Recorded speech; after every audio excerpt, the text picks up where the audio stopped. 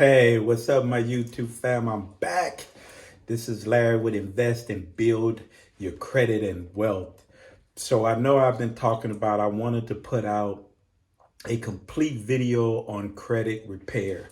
And we're going to talk about all of that. So it's going to be a pretty lengthy video. Take out your notes. You will learn a lot. You will learn a lot in this class. Not somebody just passing on information that was passed on information, but you will learn accurate how to dispute, why you dispute, different strategies. You're going to learn what different meanings of what different sections on your credit report, what they mean, what they say, all that type of stuff you're going to learn in this class.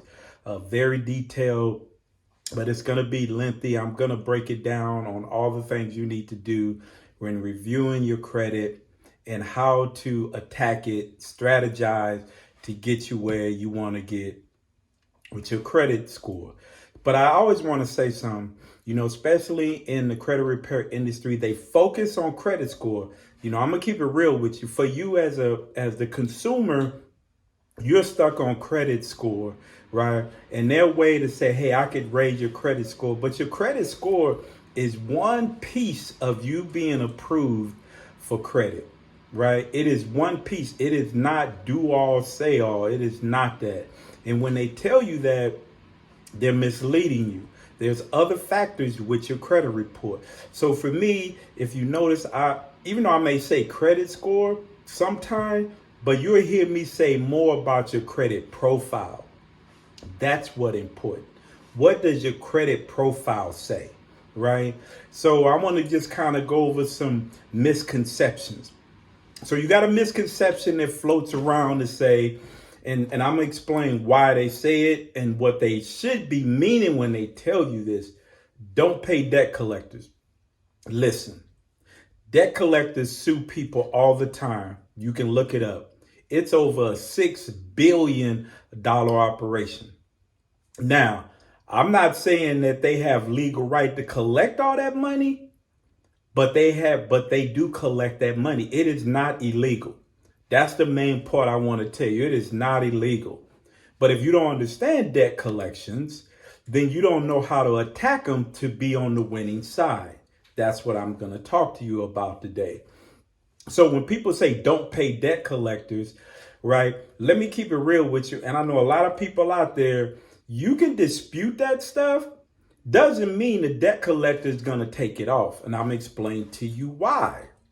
Right? They just don't take that stuff off. Even if they don't legally have the right, most cases, because the consumer is not educated on debt collection.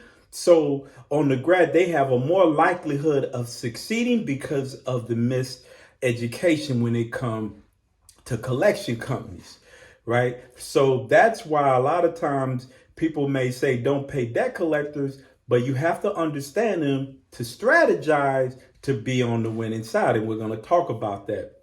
So again, debt collection is not illegal.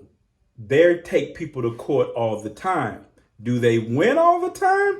I can't say that. I've taken classes where, I've given video where multiple people have won their debt collection lawsuit. A debt collector, it's a difference. Hear when I tell you that it is a difference when they send you information saying that you owe them debt to what they have to provide in a courtroom. Two totally different things. But most people, where they get confused and don't understand the difference is this. You got follow what I'm telling you. You're a consumer and you had a Citibank card. Yes, I charged $5,000 on that card. Yes, I defaulted on that card, right? So when the collection company say, hey, you owe me $5,000, we hide, we run, we panic and be like, yeah, I owe this because I did run it up. Let me explain something to you. They have to have a legal right to collect that money from you. But because your mindset is, oh man, I did charge it up, you already assume that you owe that debt to the collection company, not the original creditor, because the original creditor is going to have everything, but the collection company. Now they buy those debts. They don't get all the information, right? They don't get all the information. So they get a portion. They may get a bill statement or a final bill statement. But in a court of law, if they walked in and a lawyer say, hey, here go the final bill statement to the judge and say, owe us that money, they will lose that case every single time. Hear what I tell you. If they walked in a courtroom with a bill statement and gave it to the judge and say, listen, this is what we got from the creditor, they owe us that money, they will lose every single time. I'm not a lawyer, but I'm giving you this information because in my network and what I do as a credit repair, I communicate with consumer lawyers. That's why I'm good at what I do. I'm not somebody, a lot of these people out here, excuse me, claim to be credit repair. Ask them, do they have any consumer lawyers on their side? Ask them, have you ever talked to a person that work at FICO? Have you ever been to any seminars that have people like FICO, lawyers, different credit agencies that break down real credit and how you should be disputing credit? Those are the questions you should be asking somebody that's going to work on your credit report. That's just keeping it real with you. A lot of these people assume that they are credit. They try to be credit and they have no clue what they're talking about but as a consumer, you're uneducated too. So it's easy to flip that on you. So back to debt collectors. So this is the thing with debt collectors, and we're going to get more into this. Just remember, when you validate a debt with a debt collection, most cases, they're just going to send you a final bill statement, or they're going to send you their stuff on their own letterhead saying you owe this money, right? So, but that don't mean you owe the money, right? They have to have a legal right to collect that debt, excuse me, because you never agreed to anything with them. You never signed a contract with this company. You never. So there are certain things that they must have, they must be able, to present to legally have a right. I did a video on a case where somebody was trying to foreclose on a person because of a mortgage. Tried to foreclose on them.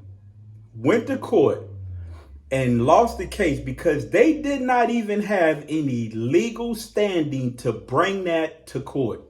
They didn't even have any legal standing. Now, if that person didn't show up for court, they would have been foreclosed on their house. Next thing I want to tell you, if you get a summons to come to court, you are not losing. In most cases, it is a threat to scare you. Because in most cases, people don't want to come to court. They want to stay away from that courtroom. And they assume because they did charge up that debt, they assume that they did put $5,000 on it and the money is owed to this collection company. They don't show up. Let me give you some key statistics. 98% of judgments are by default, meaning the client did not show up. The client did not show up. So just think of this. If the collection company knows that 98%, let's just knock it down. If 90% of the people don't show up for court that we put a judgment on, why wouldn't we do that? 90% of the people don't show up anyway. So I'm going to win the case. So listen, I had a person that had a $6,000 Citibank card, a client. That client came to me and said, hey, I got this summons to come to court. What should I do? Should I just go ahead and pay him? I said, how much is it? He said, $6,000. I said, no, ma'am. Hey, I have a lawyer for you. Call this person, take him to court. They took him to court, and I'm going to show you in this little video the text message that I got from their lawyer saying they won the case. off $6,000, didn't owe the collection company a dime. You know why? Because they did not have legal standing to collect that debt. So I want to get into that. But I got to get a little hype about this credit. But again, we're going to talk about a lot of things. But first of all, I want to say thank you for all my new subscribers coming to the channel. Please subscribe to the channel. Please hit that like button. Please, please, please. It just throws out the video. Let YouTube like me and, push my videos out. It is what it is.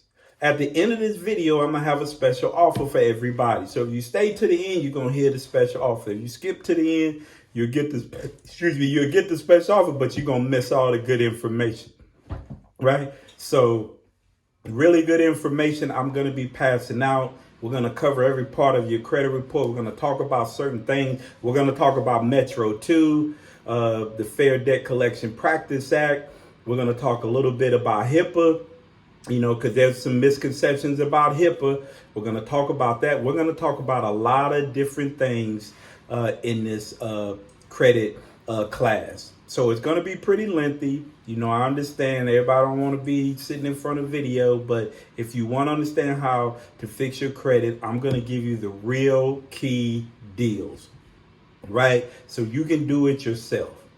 So the first thing we're going to talk about, and hey, subscribe to the channel and hit that like button. I need to say that again. A lot of information is going to be coming out, right? So the first thing, when you say, you know what, I need to repair my credit, what is the first thing that you want to do? First thing you want to do is you want to pull your credit report, and you want to pull from all 3 credit bureaus. That's the first thing you want to do. When you do it, you want to look at your first thing we're going to talk about is personal information. You want to look at your personal information, names, addresses. Is your current address correct? Do they have any addresses on there you have never stayed at? Are there any addresses on there that you want to get deleted? You want to look at all that stuff. Circle it. Circle the things that you want to get deleted. Target those things on all 3. Are they all 3 saying the same thing? Are they all 3 accurate? Right? That's what you need to be looking at. Of all 3 say the same thing. Now, I do want to say, when we get to the credit part, every creditor is not a member of all 3 credit bureaus. So sometimes you'll hear people say, well, if it ain't all 3 across the board, then it ain't accurate. Everybody is nothing that says they have to be a member of all 3. They could just be a member of 1, or a member of 2, or a member of all 3. So if they're only reporting on 2, but they're not reporting on 1, doesn't mean that it's inaccurate. It could mean they may not be a member of Equifax or TransUnion or Experian. So don't assume that as an inaccuracy, because you could be making a mistake and wasting your time on your dispute. Understand that there's a membership requirement, and they have to pay membership, so they may not be a member of all 3. So first thing, back to personal information. Like I said, look at the things you want to get off. Now, most times, in some cases, you could just send them a dispute letter and your ID, right, and a current bill. Sometimes I always send like their social security number to make sure, hey, this is that person, right? A copy of their social security card in black and white. Don't send it in color. And then I send it to them, and I'll make a statement. This name is inaccurate. It is not my legal name. My legal name need to be on my credit report. And you send it to everyone that is not putting your legal name. So if you have a first, middle, and last, then you request that they have your first, middle, and last name on your credit report. Now, you can dispute that the first time. Now, I'm going to tell you what's going to happen in some cases. In some cases, they won't change it. Why? But then you have to understand, okay, where are they getting this information from my name to validate my name is this name that I am trying to get disputed and off my credit report. So there is a third party called LexisNexis. A lot of people heard of them. I always advise people, pull your consumer report with LexisNexis. You will be surprised what is on there, how much information people are keeping on you, right? Knowledge is power. It's good to request your consumer report and everything that they're collecting data and information on you. Your LexisNexis consumer report will have every address you had since you probably applied for anything. I mean, if it was insurance, it's on there. At 16, if you got some insurance in your name, it's on there. Insurance, what type of insurance, every single address, if you filed bankruptcy, if you had any criminal charges against you, all that stuff is in your consumer report, right? So when you say if you're having an issue getting your addresses in your name, you should freeze that report. But I always tell people, don't freeze it, let's get it off of there. So you can dispute information on your LexisNexis or Stage Stream, any information. If they're applying information on there, you should be able to dispute it if it is inaccurate. You want to do that because the credit repair companies do not always go to the original creditor for information. If you notice, there are a number of third-party companies out there that collect data that the credit bureaus go and get information from. LexisNexis, Stage Stream, you got CoreLogix, ACR. There's a number. If you go to the Consumer Financial Protection Bureau, they have a list of different third-party entities. Look it up. You can Google it. There are tons of them that collect data. They collect data for when you go get a security, when somebody's trying to get a security background check. A lot of different third-party companies collect data on you. And the credit bureaus are smart. So a lot of times people think they're going to outsmart the credit bureaus. They are smart. They've been doing this. This is how they make their money. So they will go to third-party collectors to collect data and information to verify the information that is reporting on their credit report. So sometimes you want to freeze those third parties and then go after disputing, because now you limit the amount of information that the credit bureaus can get, which makes it difficult for them to verify. So when you put that information in front of them, boom, I've done it. I've updated my name. I've had addresses removed. That's the process I went through. The first, I just sent them in my driver's license, my social security card with my full name and say, this is my legal name. This is what should be. Come back the same. Okay, no problem. Then I disputed it with LexisNexis, froze my account, did it again, boom, changed. So you got to understand what's happening. You got to understand how the credit bureau moves.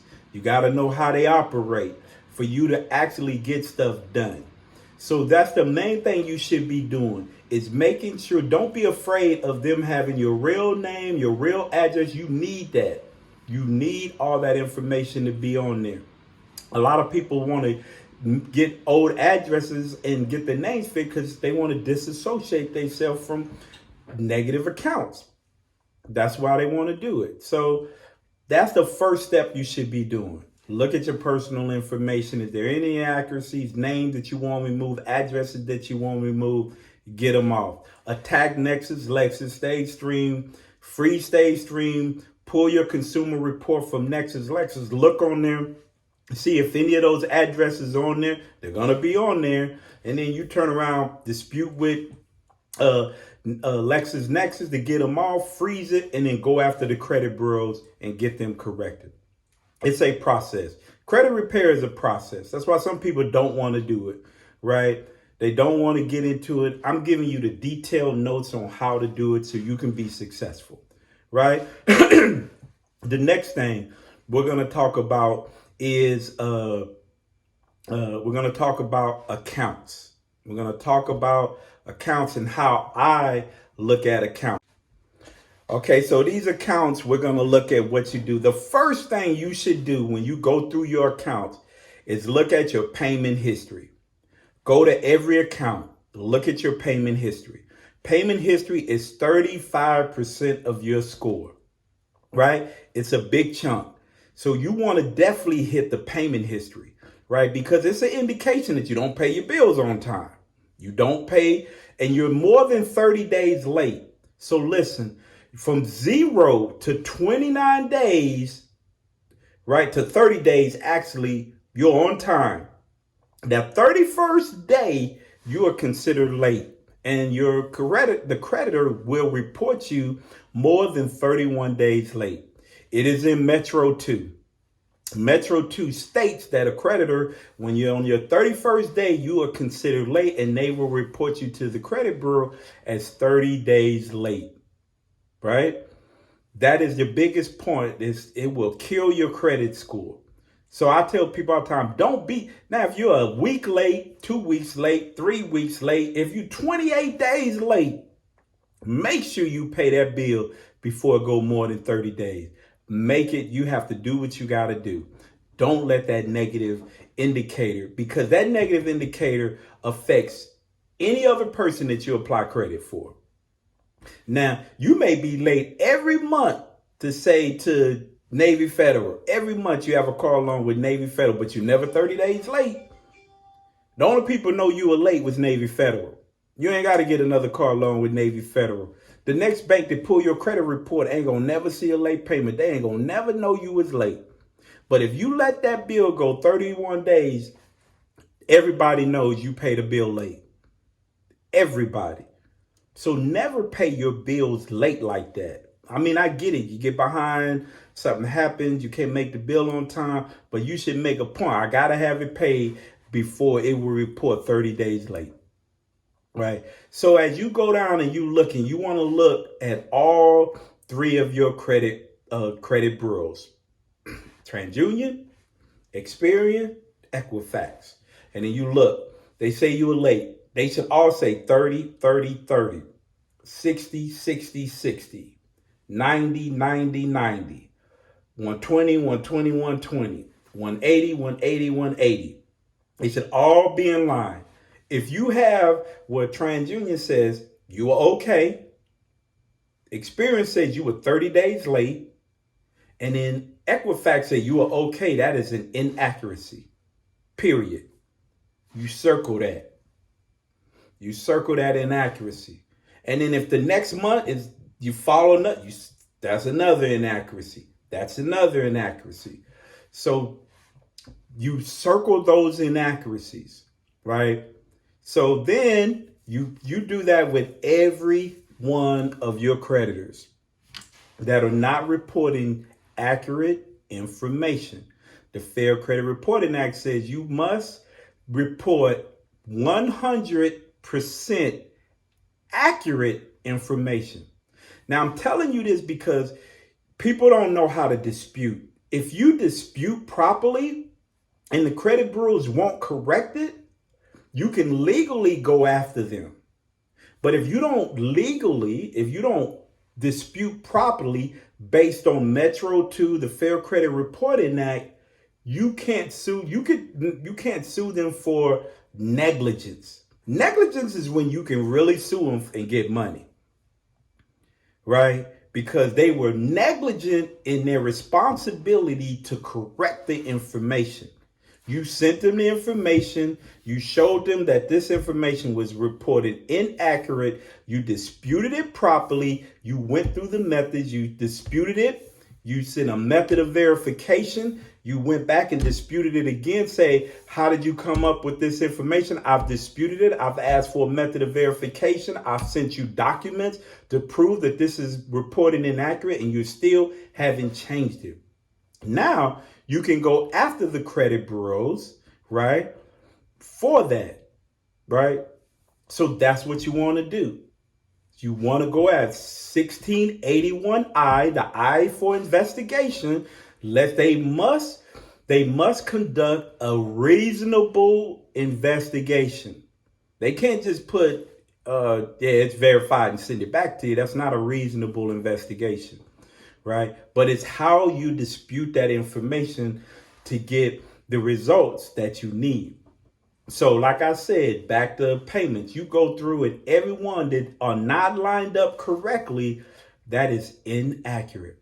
Now, when disputing, remember, too many people, where people make a mistake is they try to dispute too many things at one time, right? It's confusing to the credit bureaus, or that's what they're going to tell you.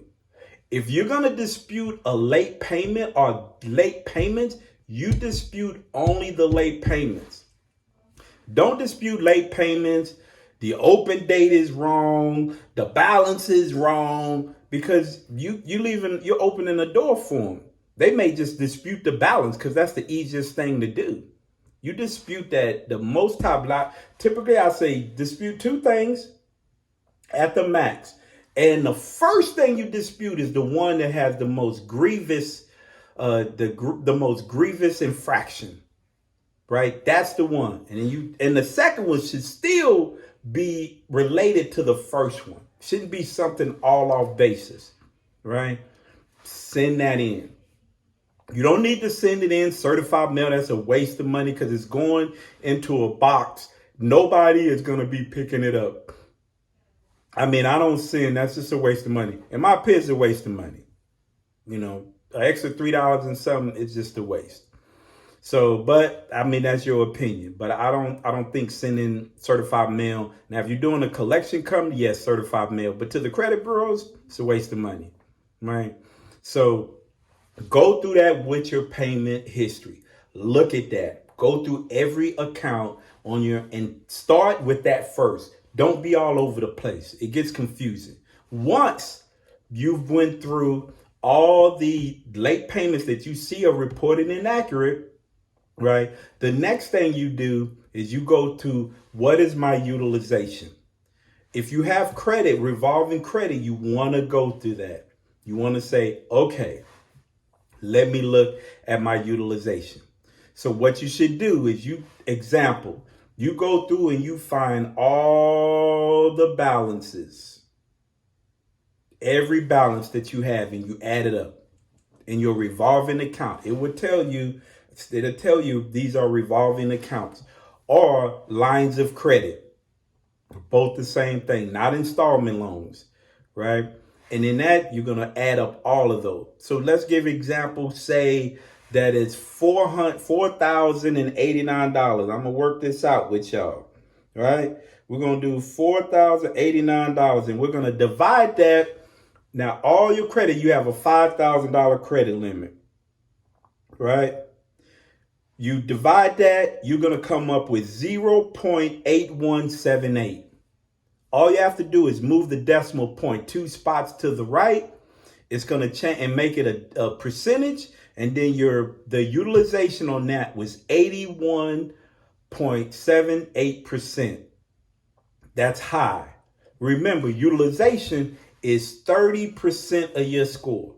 So if you got late payments and you got utilization issues, you got 2/3 of your credit scores being affected by your late payments and your utilization. The utilization, that's simple. Reduce your credit cards. Now, trick the credit card. You're going to hear these people out here. I've heard people on TikTok. I hear all these people talking about if you pay your credit cards twice in a month, you're going to get a boost. That ain't why they're getting a boost. They're getting a boost because they're available. Their utilization is going down, not because they're making 2 payments. Because nothing in the FICO scoring module addresses that.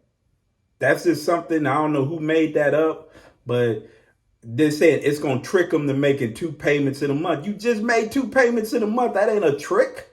It's the same thing. But the trick to credit is this, your credit card. You don't pay your credit cards on the due date. You call your credit card and say, when is the statement date? When do you produce the statement on this account? Let's give an example. They say, okay, your statement date, you got a Discover card. They say the statement date is the 15th of every month. We do it around the 15th of every month. So on the 13th, 2 days before your statement date, you should try to pay that card off. Why? Why, you ask? Because You can borrow money from your credit card company every single month and never pay interest. Never pay interest. So say your statement date is on the 15th, the prior month, you on the 13th before your statement date, you borrowed $500, you paid the $500 back. On the statement date, he don't have a balance. Can't charge him any interest, so you have zero. And then they're going to report that zero to the credit bureaus that you have zero. Now it's not having your score doing this fluctuation thing. And then on the 16th, I'm going to start charging my card back up. And then on the 13th of the next month, you pay it off. Then they're going to calculate with no interest to be charged, his balance is zero. Every month. Just say you did that for a year. You would have borrowed what? $7,200 and paid zero back in interest. It's all about strategies. It's all about understanding the system. Forget that 2 payments in a month. Pay your bill off every month. Keep your utilization low. 30% is good. 10% is excellent. Right? You want to do that. That's what you want to do. That is the trick to your credit cards. Right? Don't be scared of credit. Build your credit. Some people say, well, don't have too many credit cards. I probably have 21 credit cards. 21 credit cards. I got a great credit score. 21 credit cards. I don't use them like that. I may get a letter sometime and they say, hey, if you don't use, this card haven't been used, and so I'll go and buy some gas or something. Pay it off, throw it back in the drawer. When I was rebuilding my credit a while back ago, I opened up a Fingerhut account. I think now it's about $3,200 credit limit just for Christmas. They're like, if you don't buy nothing, we're going to reduce your credit limit down to $1,500. Okay, I went and bought something. Hey, you're good to go. You won't reduce your credit. No problem. Right? And paid it right back off. I think I spent like $200 and then paid it right back off. Just to make them happy and keep not messing with my available credit and all that other type of stuff. Even though I don't use that, and I had that when I was first building my credit. But with the $3,200, I don't want them to reduce my credit limit, right? So those are the little tips that you have to look at when you're dealing with, utilization. Payment history, 35%. Utilization, 30%. The next thing we're going to talk about, and I'm going to talk briefly on this, inquiries. Some people get so caught up on inquiries. Listen, inquiries only affect your credit score for 12 months. 12 months, it only affects your credit score. The 13th month, it does no longer affect your credit score. Now, a creditor may look at the total amount of inquiries and just deny you because you have too many inquiries. But that does not mean it was based on your score. That's why I tell you it's your credit profile, not your score. There are things that you may think is being affected by your score that is not affected by your score. And you will learn that if you understand FICO. Understand FICO. Research FICO. You will understand what truly affects your score. Right? But you got a lot of people that think they don't understand none of that and be giving y'all bad information. I'm not going to do that. I do my research. So FICO, there's certain things. There are different scoring modules in FICO, and I don't want to get in all that right now. We're going to get in that a little later. But there are different things in different score modules that they score things differently in each scoring model. Experian has a FICO scoring module. TransUnion has a FICO scoring module. Experian has a FICO scoring module. Then you have FICO 8, FICO 9, FICO 10, FICO 10 plus, FICO 2, FICO 4, FICO. You got all these different FICOs, and they all grade things differently, right? But we're going to get in that a little deeper. Now we're going to talk about my favorite thing, collections.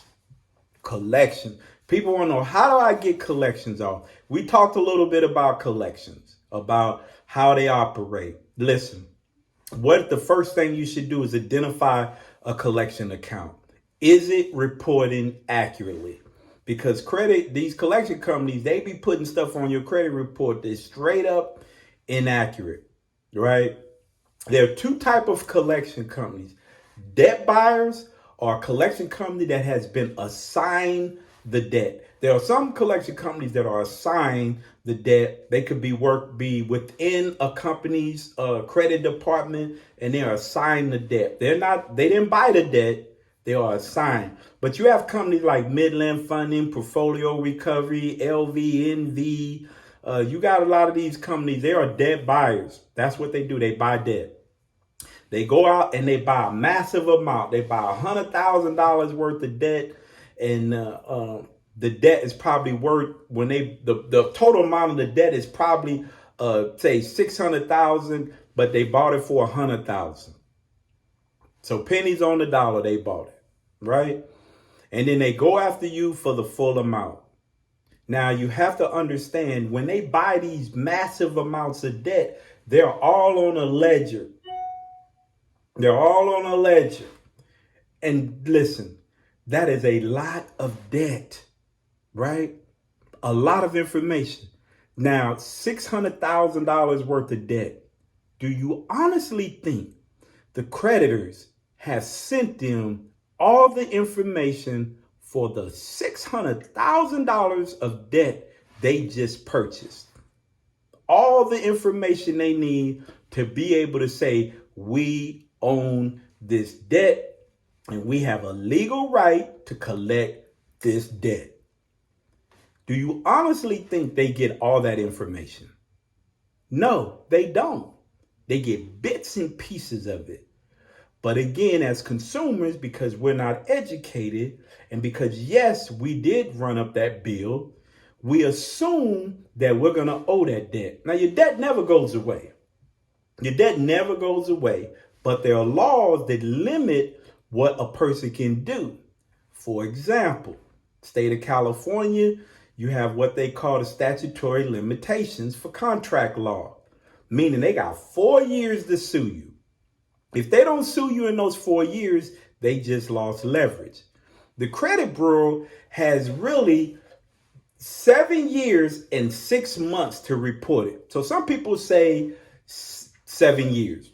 Remember, most people don't put your account in a charge-off status for 6 months, which is the last date of delinquency. Now, so that last date of delinquency is the last day you made a payment. So from there, the 7 years start. So it really could be 7 years and 6 months. So you'll know, real talk. So again, your loan, your credit card defaulted 180 days. They charged it off, right? And then they sold it to a collection company. So from that point, they can stay on there. So typically about 7.5 years, right? So that don't change, right? So that's what the collection companies do. So now they get this debt. They bought this on a bad ledger. They got a little bit of information. Now they start sending you letters, right? So they send you a letter saying, for example, you have a $6,000 Discover card, right? And they come after you. Now you ask me what I would do. I'm not paying nobody $6,000 for a debt I don't even know you have the legal right to collect. Me, we got to go to court. You're going to have to prove that to me. I'm not going to give that type of money, and I'm not going to let it ride out on my credit report for 7 years. Because now you're going to drop my score, because it's going to be new, probably anywhere from 50 to 100 points, depending on other information that's reported on my credit report, right? And now I'm going to be punished for 7 years. So instead of me used to getting that 0% or 2.5, now I'm getting 8%, 10%, 12% interest. So in the long term, they going to snag me for the $6,000 over 7 years. And that's what a lot of people don't understand. You think you're getting away with not paying nobody. Somebody's going to get their money. The system is set that way. The system is set. No, you may not have to pay the company. You may not have to pay that credit bureau. But when you go apply for credit, that person is going to be smiling because you have negative, and they're going to be able to gouge you on the interest side. And if you're not paying it off early, then you're going to be gouged. So that $6,000 over 7 years, you're going to give it to somebody, right? Learn that, understand it. I'm a numbers guy. I'm going to tell you, I can show it to you, right? You go buy a car and it's a $30,000 car and you paying 12% interest. You didn't double that $6,000. You didn't already gonna give that person $6,000 because you didn't want to get that off your credit report. So that's what I'm trying to tell you. Don't believe that you're gonna get away. The system is not, a system is just a little bit too smart. But what I'm telling you is be smart about the strategy that you go to get it off. I get that $6,000 collection, no problem. I'm calling my attorney and say, I got a debt collection trying to get $6,000 from me, right? They're going to have to prove to me that I owe them that money. And I don't want it sitting on my credit report for 7 years is a long time. If you're 23 years old, you're going to wait till you're 30. And then if you're 30 years old, you're going to wait till you're 37. And if you're 37, you're going to wait till you're 44. And it carries on. That is too long, right? And that's how we make mistakes in our money. So we can't invest our money. We can't put money back in ourselves. We can't invest to grow our wealth because we're not making the right financial decisions long term. Yeah, it may hurt our pockets up front, but let's get it out the way so we can move on, right? So what I'm going to do, I'm going to call and get me a lawyer. That's what I'm going to do. Now, you may say, nah, I don't want to do that. I'm going to do that because I understand how they operate. And you're going to have to come into the courtroom and have all the documents and prove everything and know everything about this account for me to pay you that type of money. And we still going to negotiate it, right? I'm still going to negotiate it, getting it off my credit report, all that other type of stuff. Because that's what you want to do. You often want to get it off your credit report. So that's the strategy. Now, let's get to those little bitty collections. You got a $500 collection on your credit report. You're going to send them a dispute letter. You're going to send them a validation letter. You're going to dispute it with the credit bureau. The credit bureau is going to say it's validated. The collection company is going to send you a piece of paper saying you owe this debt. You're going to send them another one saying, I have no clue or recollection of this debt. Plead that. They're going to come back and say, this is your debt. This is your name. This is your address. Based on your credit report, it's yours. The credit bureau is going to send you, say, we verified this debt already. It is your debt. So what do? Sometimes you'll get it off. Sometimes you won't. But let's talk about the times you don't get it off, because it's obvious if you get it off, it's not a big deal, right? So you got a $500 collection you just can't get off. A medical debt you just can't get off, right? And we're going to talk about medical debts too. So what do? So there's strategies out there. I have a strategy called restrictive endorsement letters where I create a contract between my client and the collection agency, and I make the terms and conditions for taking a payment and getting it removed off their credit report. I've been about 94% it works. It's very few credit collection companies that may send a letter back and say, we don't accept this restrictive endorsement letter. It only works with collection companies. Original creditors will not take it. I'm going to tell you that right now. You can try it, but they will not take it, right? So you have a better chance to get off. And in there, I'm on that restrictive endorsement. I'm telling them, we're going to settle this debt. And I'm not going to send them the full 500. I may send them 350 because they greedy anyway. So I'm going to send them 350. I'm going to send them a restrictive endorsement letter. I'm going to send them a payment, right? And on the payment, I'm going to write the terms and conditions on the back of my payment method, right? And then I'm going to sit there and wait for them to cash it. When they cash it, I got them, right? And then they're going to remove it. Sometimes I've ran to a couple of them. They just changed it to zero, the balance to zero, then remove it. Then I sent a follow-up saying, hey, you agreed to the terms and conditions. Here go the proof. And then they take it off. Because why? $500, if you pay a lawyer is going to probably cost you $1,200. So now the lawyer is more than the debt. Don't make sense. The objective, get it off your credit report as soon as possible. Move in a good direction so you can leverage your credit. Like leverage your credit. So the credit can pay you. open up a business, but that's a whole nother topic, right? So don't let those little bitty credit things linger on your account and then go out there and apply for credit and get denied. Man, for one, it's embarrassing. You go somewhere, you want something, you see something you really like, and then you fill it out, and then they say, nope, we can't, you've been denied. It's a horrible feeling, right? So we don't want that. I want you to be able to go somewhere. It's nothing like walking to a place, you fill out application, you ain't even worried about it. You know you get ready to take it home. They're like, oh yeah, we got you approved. Yeah, you got 0% interest. Bet. So those are the things when you're dealing with collection companies, and I want to kind of break that down to you. With collection, if you got a collection that's $2,500 or more, you seriously should think about, listen, either negotiating it down to half what it will probably cost a lawyer, or get you a lawyer. Now, some people may say, well, what if I lose? Now I'm going to pay the lawyer and lose. You may, but would you be more pissed off if you paid somebody knowing and you found out you didn't have to pay them? I'd rather go through that, because if I know I have to pay, I was going to have to pay them anyway. But at least I'm not giving you no free money, man. I'm just not doing that. That's just me. You're going to work for this money. If I got to give it to you, I'm just not going to be giving you my money. That's just not going down that way. That's just me, right? But I work hard for my money, so I'm not going to let a collection company tell me I owe them and then I just pay them, right? And not even fight. But if it's $300, $400, you're in a pickle, because now it's going to cost way more to get a lawyer than pay the debt. So just go ahead, negotiate the debt using a strategy like I use, restrictive endorsement, and get it removed off your credit report. Just take the hit. You know you charged it. You know you got it. Take the hit. You're going to come out with less and then move on. That's keeping it real with you, right? So collections can be tricky. Remember, they have to have legal standing on a debt to be able to collect it from you, right?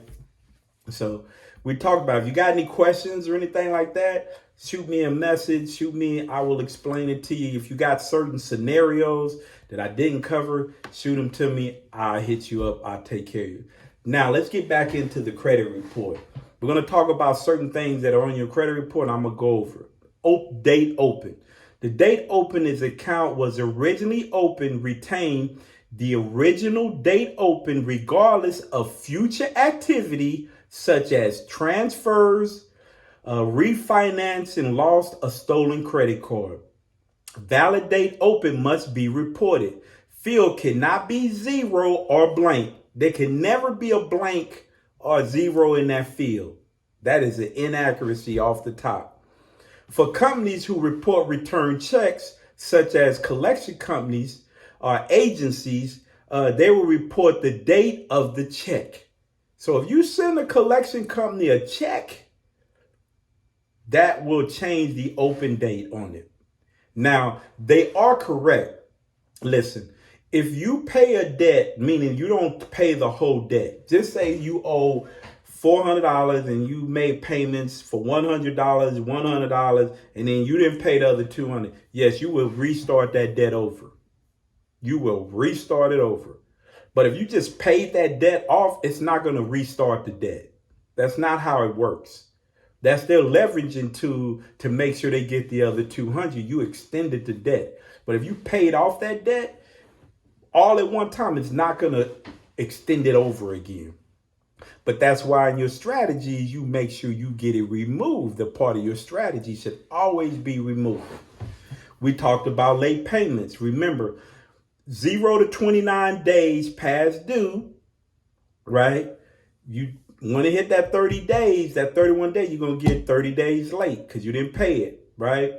You know, then you got 30 days late, 60 days late, 90 days late, 120 days late, 180 days late, charge off. Now it hits the charge off status. Now, a lot of people want to know, Larry, what do you do with charge offs? Now, charge offs are still with the original creditor in most cases, right? So, and another reason, let me kind of go back to collection company. With a charge off, you want to take care of that before it hits before they pass it on to a collection agency. because now you got a double whammy. The charge off is still going to stay on there. They're going to change it to a zero balance, and they're going to shift that balance to the collection agency. Now you got a charge off with a zero balance. Now you got a collection agency. They got two things on there. So you definitely want to try to attack that. If you can get it off, try to get it off, negotiate. They're not going to take it off because they should not. Metro 2 says you cannot be removing, when a person pay off a debt or collect, you cannot remove that account. But if it's paid, it is less impactful. So when anybody tells you that a paid debt is worse than an unpaid debt, they don't know what they're talking about. Because I want you to think, you looking at somebody's credit report and they got a debt and they owe $3,000, right? And then you look at this other person, yes, he had a debt, but he paid his debt off. Which one looks the worst? The person that at least took the attempt to pay his debt off, or the person that didn't pay it?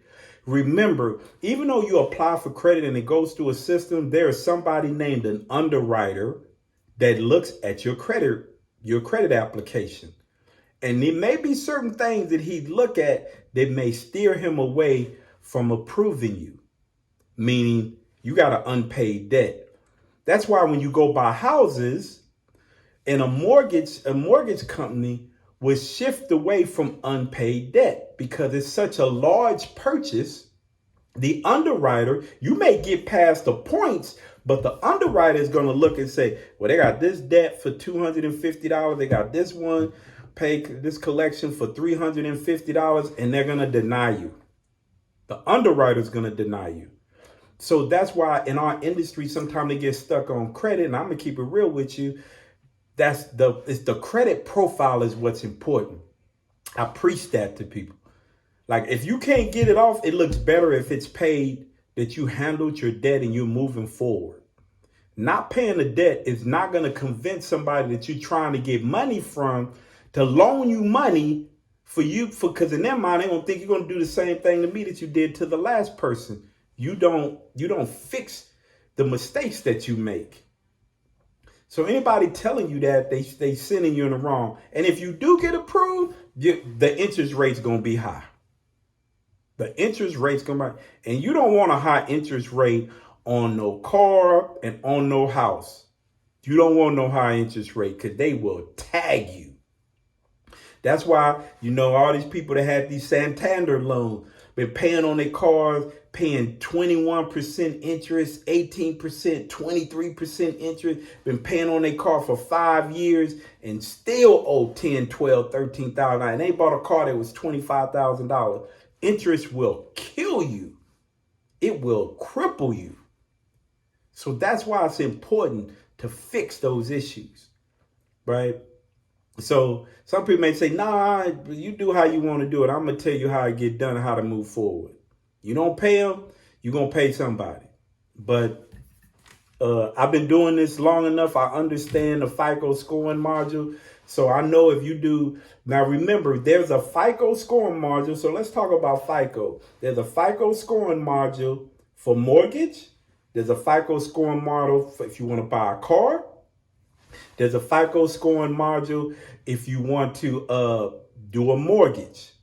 Now, all three of the mortgages from TransUnion, Equifax, Experian equal to FICO 8, which is a combination of the three, right? So if you see a FICO 8, it's the combination of TransUnion, Experian, and Equifax, right? Let me pull up something for y'all. I'm going to go over something with y'all. I got this new iPhone 12, so a lot of times with these trying to get I got to do all the passwords over. You know how, man, you get a new phone, they just, like, everything just can't sync back and make life easy for you. You got to go through all the extra, and just too much, man. But yeah, I got this new 12. I need to read up on it a little bit, see what I'm doing. But anyway, you have all the different FICOs. I gotta log in, man. Let's see if it's gonna treat me right.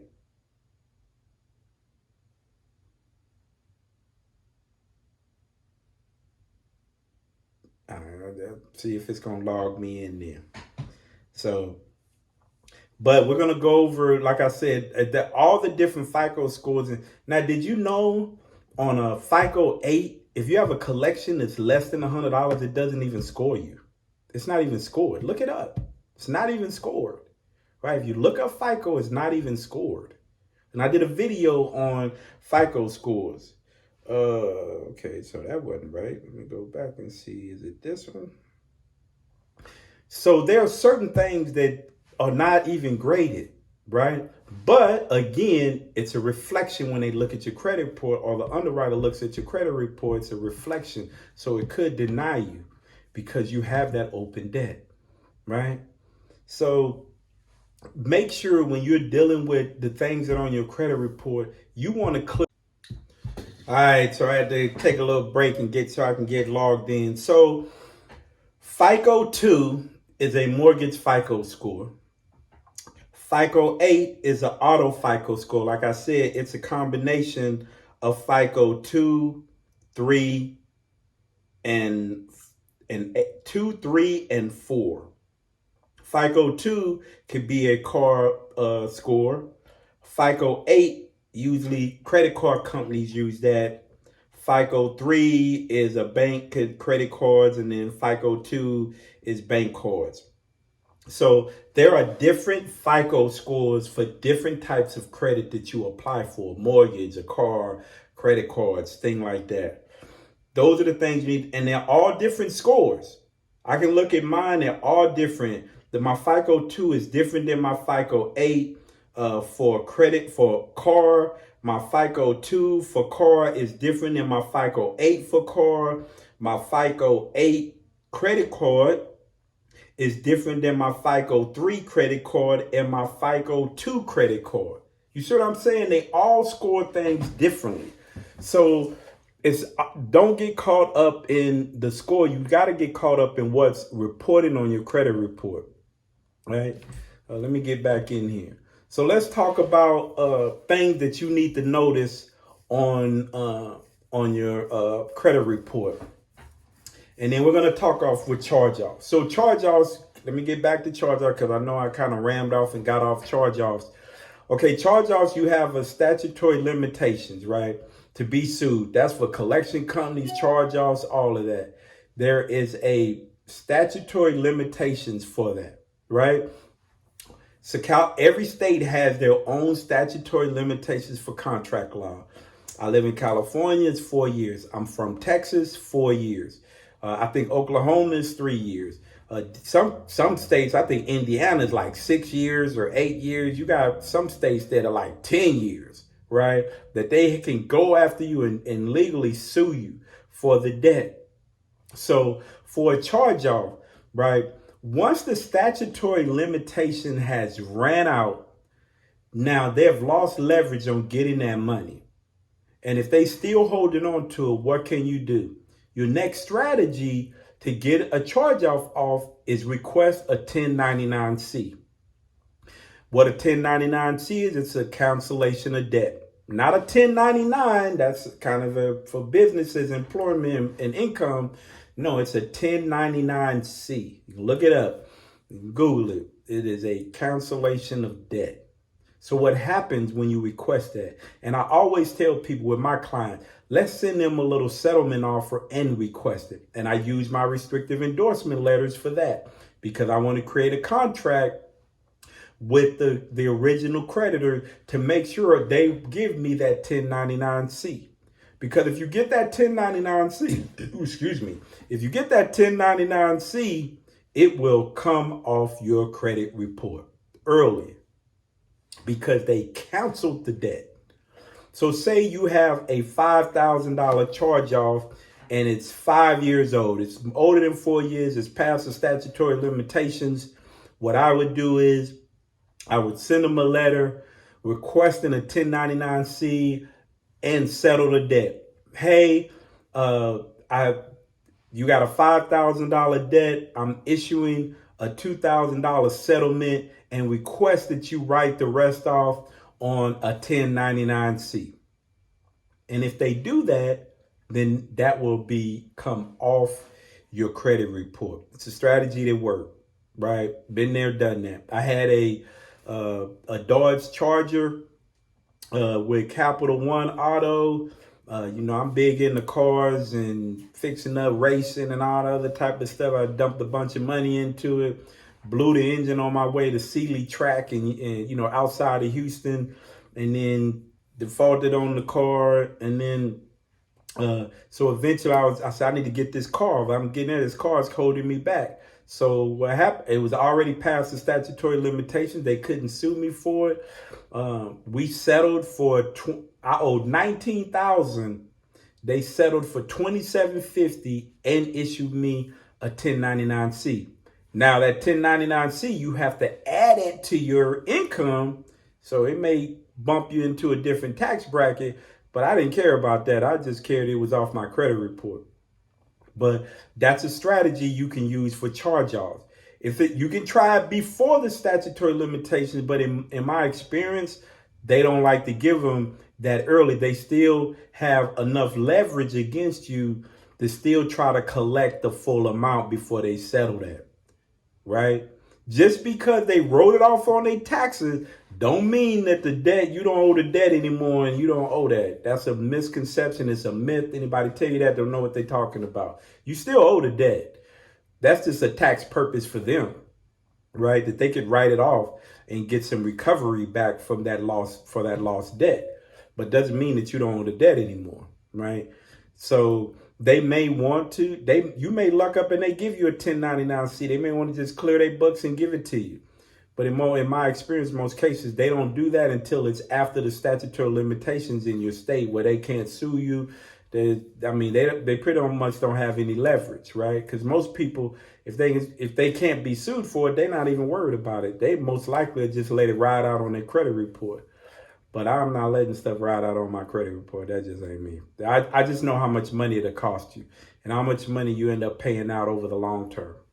So, but a 1099-C is a great strategy to use, but you have to find out what the statutory limitations is in your state, and then from there, request it. And like I said, I use one of my restrictive endorsement letters. The other areas that you should look at, especially for when you're dealing with charge-offs. So say you have a charge-off that's reported on TransUnion and Equifax. And the charge-off has been paid. It's a zero balance. I'm going to post this up so you can see it, right? I'm going to try to get it so you can see it. Well, I'm going to post it up there so you can see it. And then, but in the payment status, they have late 190 days. And when you look at your summary, it says you're delinquent.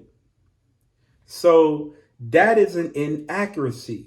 So what happened is on the last date that the account was paid, they updated the balance, but they didn't update your payment status to current, which now, because it still says late 120 days, you're delinquent. So when you look at your accounts and your paid accounts, even if it was a charge off, a negative account, and you pay, you should always look in that payment status to see if they're reporting you late. Because at one point you were late. Did they update that?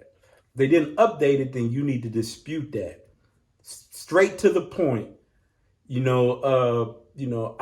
Please investigate this inaccurate payment status that is still reporting me as delinquent 120 days.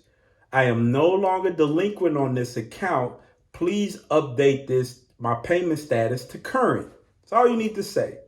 And what I would do is I would send in that section, circle where they show you late 120 days, and then circle where you're paying, you don't owe anything, and send it in with it for additional documentation that they're reporting it that way.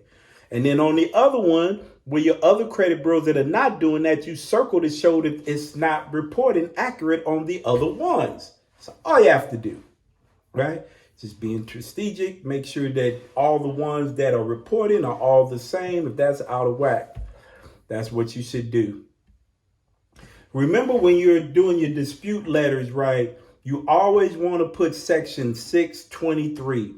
the responsibility of the furnisher of information to consumer reporting agencies, right? It is their duty to provide accurate information to the credit bureaus, right?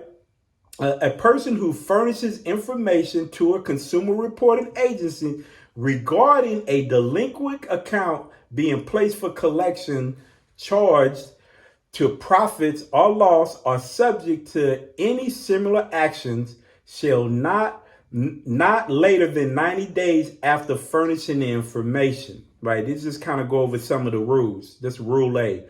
Notify the agency of the date of delinquency on the account, which shall be the month and year commencement of the delinquency on the account that immediately precedes the action, right?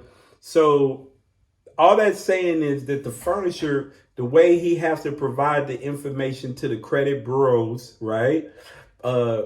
He has to how do I put this so y'all can understand it? He has to put the date of the delinquency at the date it was delinquent. That's basically what they're trying to say. Now, there's some things that we also, for collection companies in Metro 2. Now, in my master credit repair package, I have Metro 2, which is inside the credit resource guide, which is about 258 pages of information about your credit report and how things should be reported. Everything is not out of just the Fair Credit Reporting Act misconception. The Metro 2 is the standard guideline. Hear what I tell you, is the standard guideline that they put in place that regulates how creditors report stuff to the credit bureaus. And if you ever sue the credit bureaus, Metro 2 is your guide. So if you follow Metro 2, they can't fight you because this is the standard they put in place. So when you follow that standard, you dispute it based on Metro 2, and then they don't want to correct it. Now you go to court, say, I'll follow your guideline.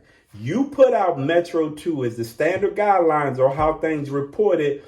I was disputing it based on Metro 2. And now I'm here to sue you because y'all didn't follow your own guidelines that y'all put in place. That's why it's very important on how you dispute and understand how to dispute versus Metro 2. Okay, so I'm going to read something to you, and this is dealing with collection agencies. They do this all the time, and Equifax got a bad habit of doing it. They'll put the collection company, but they won't put the original creditor, and I'm showing you this, right? Now let me read this to you. This is a Metro 2 K1 segment original creditor name. What does it read? It says contains the name of the original creditor grantor reported by collection agency, debt buyers, check guarantee companies, student loans, guaranteed agencies, and the U.S. Department of Education. Kind of breaks down the names, right? K2 contains the name of the company from which a portfolio was purchased or the name of the company to which the portfolio was sold, right? So what does that mean? What does that mean? This is what that means. Let me get it to you. Let me go.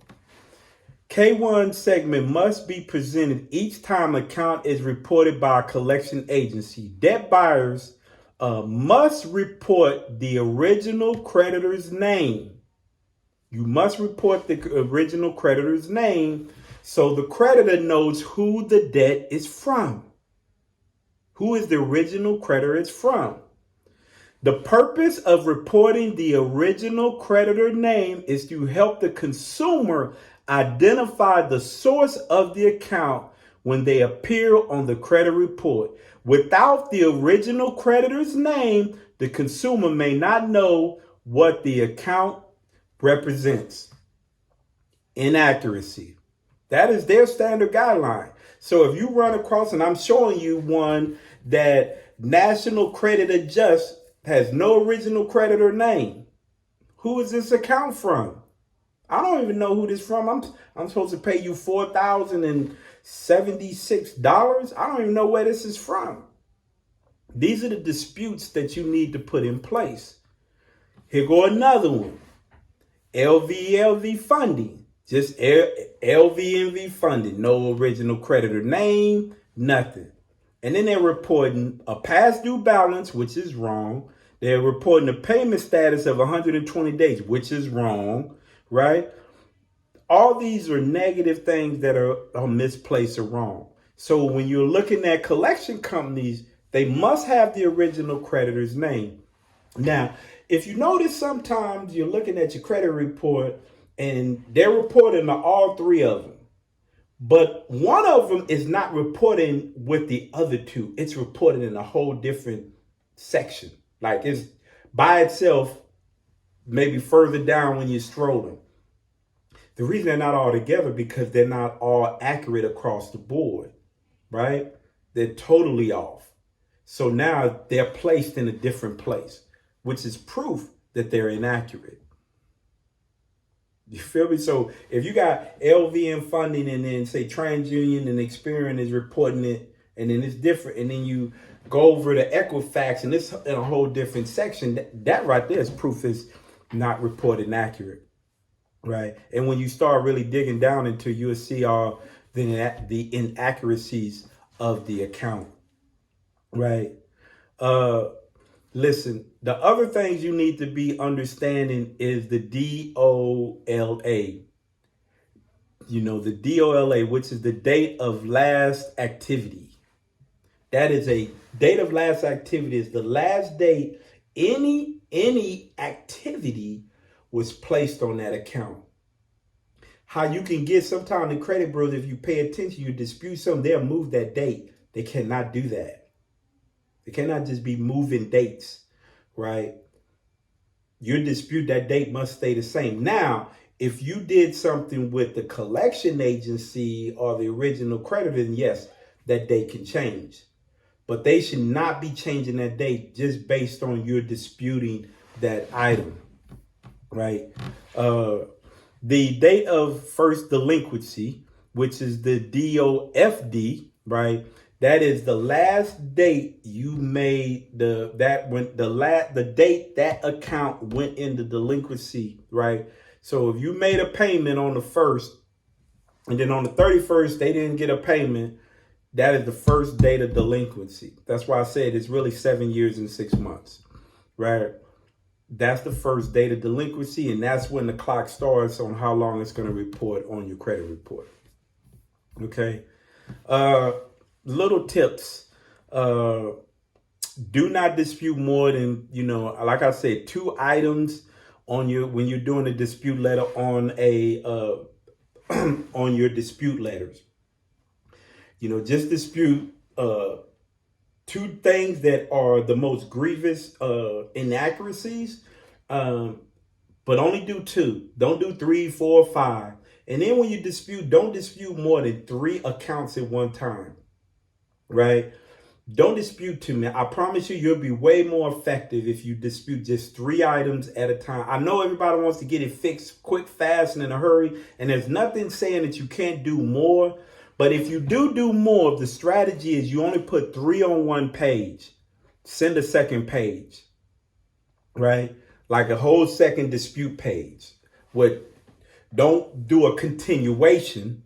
Do a second dispute page, meaning you're going to put the credit bureau's address, your address, do it like it's a whole second dispute, not a continuation page, and then put it in with that. So when they scan it, it looks like a whole second dispute page.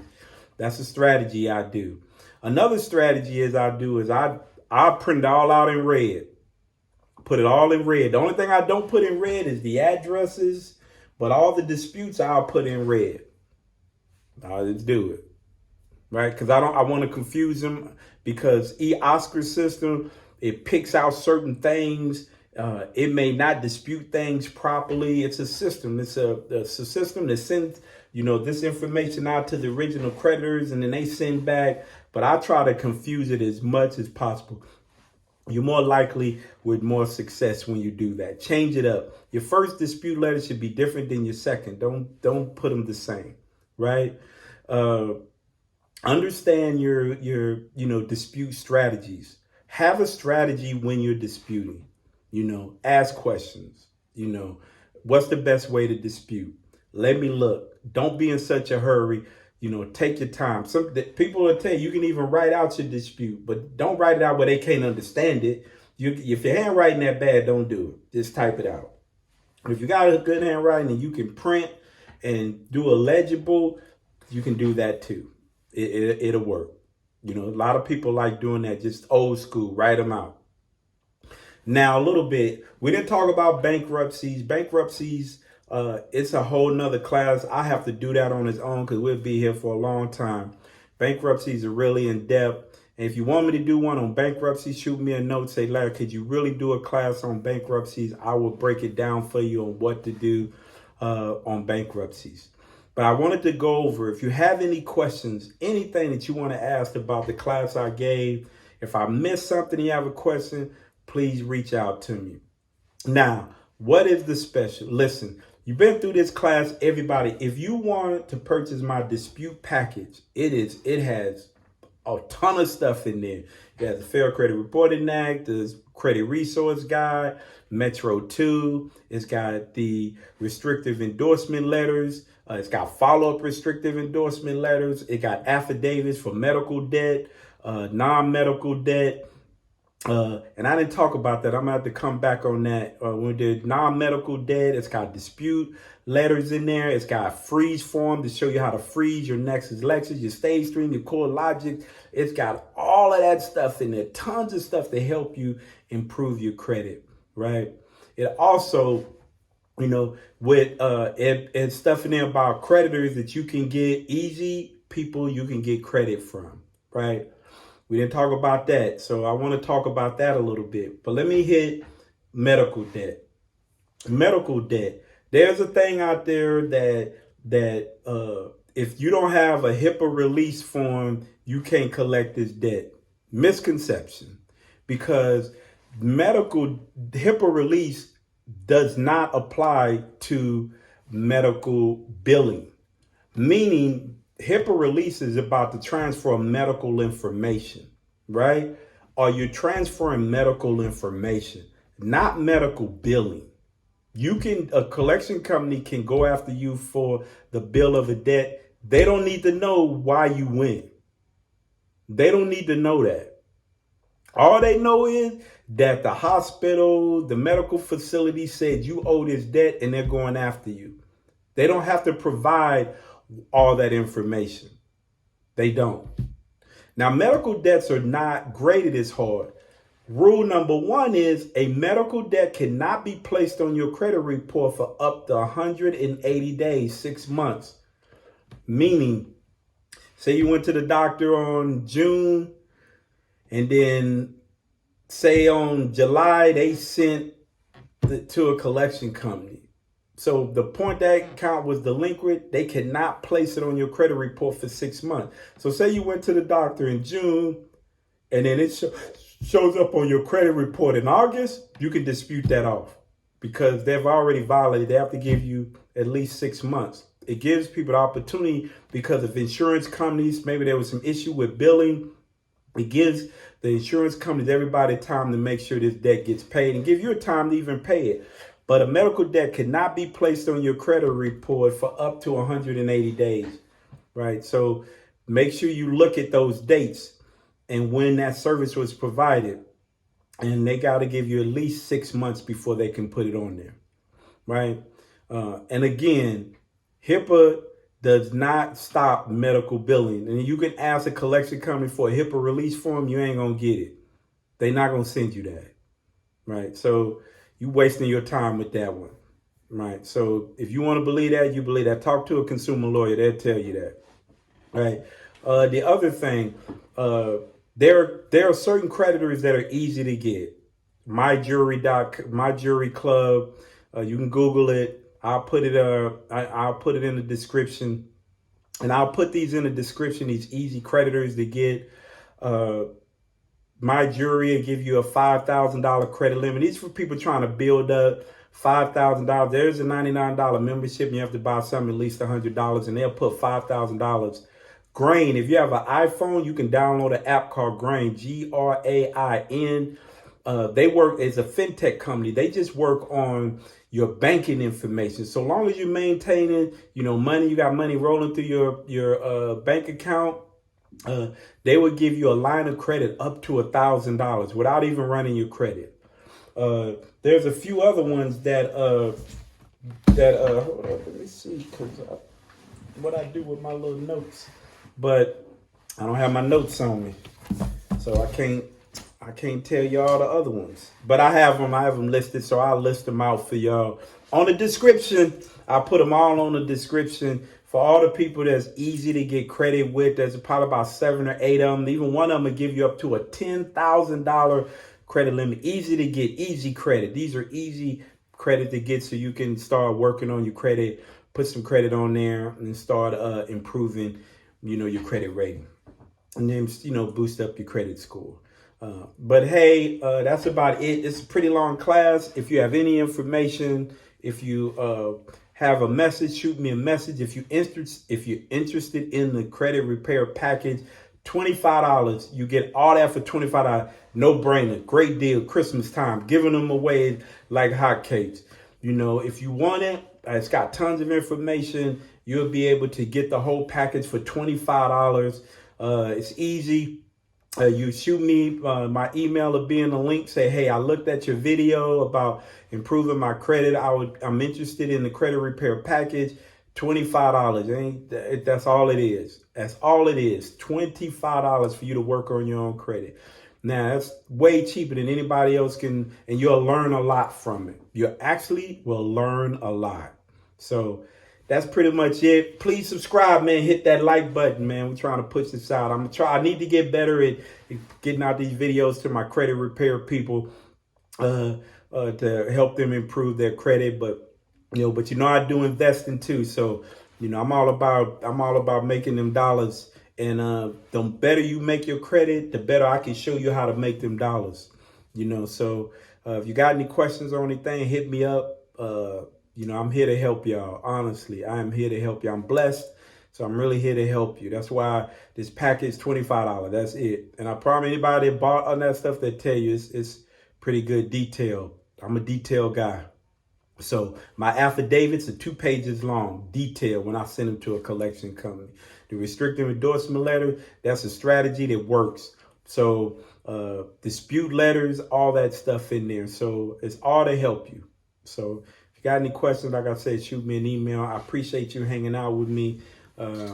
Hopefully this information helped y'all and to move y'all in the right direction in 2021. It's coming up on Christmas. Hey, if I don't see you, videos, whatever, have a Merry Christmas. I'm definitely going to see you before New Year's. So keep it real. But like I said, hit me up if you got any information. Leave a comment, like, subscribe. I appreciate y'all. Thank you.